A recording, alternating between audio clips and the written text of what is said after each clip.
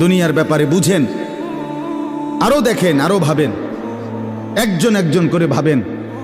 দুনিয়া আরো যদি সাজান, খোদার কসম ক্ষণিকের ক্ষণিকের ক্ষণিকের অল্প সময়ের দুনিয়া চমৎকার সাজাইয়াও তৃপ্ত হইতে পারবেন না, তৃপ্ত হইতে পারবেন।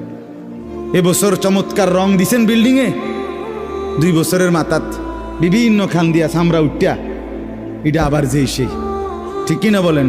তা আবার রং দাও। এই সোফা চমৎকার বানাইছিল, ওই যে বার্নিশ নাই, দেখেন এই যে সোফা, এটা এই যে দেখেন, কথা বলেন না, এই সোফা এটার মধ্যে আসেনি বার্নিশ, তো এটা আবার কি করতে হইব? তো লাভ হইল কই? দুনিয়া তো ধোকা, দুনিয়া ধোকা। এই সৌন্দর্যময় চেহারা নারী 30 বছরের ব্যবধানে উনি বুড়ি, আর কেউ ফিররা সেদিকে ফিরা সেফও হালায় না। আজ যেই যুবতী, যেই বেহায়া নারী, বেপর্দা মহিলা বাজারে বাজারে ঘুরতো, যৌবন, আরে সেটা তার সম্পদ না, তারটা হইলে তো নিজের হইলে তো সে কখনোই বুড়া হইতো না। আল্লাহ তাআলা বলছে, আমি যখন যৌবন শেষ করে দিলাম, তো এখন আর কোন পুরুষ তার দিকে ফিররা থুতুও বালায় না। দুনিয়া এক অবস্থায় থাকে না, এক হালাতে থাকে না বাপ। এজন্য ছেলেদেরকেও বলি, বাপ জিন্দেগি সুন্দর করো। তোমার এই হাসি থাকবে না, তোমার এই সুস্থ সুন্দর সুঠাম দেহ থাকবে না।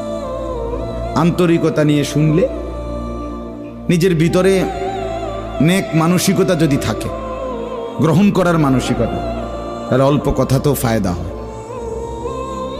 আর গ্রহণ করার মানসিকতা না থাকলেও 50 বছর শুনলেও গুনার অভ্যাস ছুটে না।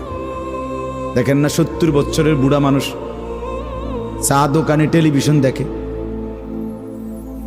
তাহলে এত বড় বুড়ো মানুষ, মুরব্বী, উনি এখনো যদি বিড়ি খায়, সিগারেট খায়, এখনো যদি চা দোকানে টেলিভিশন দেখে, তো ওনার এই মন্দ অভ্যাস, বদ অভ্যাস কত বছর পরে ছুটবে?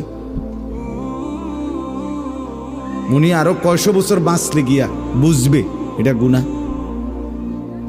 আর ওনার আর মেয়াদ আছে কি? এই জন্য বললাম, আপনি খবর নিলে দেখবেন 30 বছর মসজিদে আসা যাওয়া করে ঠিকই, কিন্তু যথাযথ আন্তরিকতা, দিলের মধ্যে আখেরাতের কোনো মানসিকতাই নাই,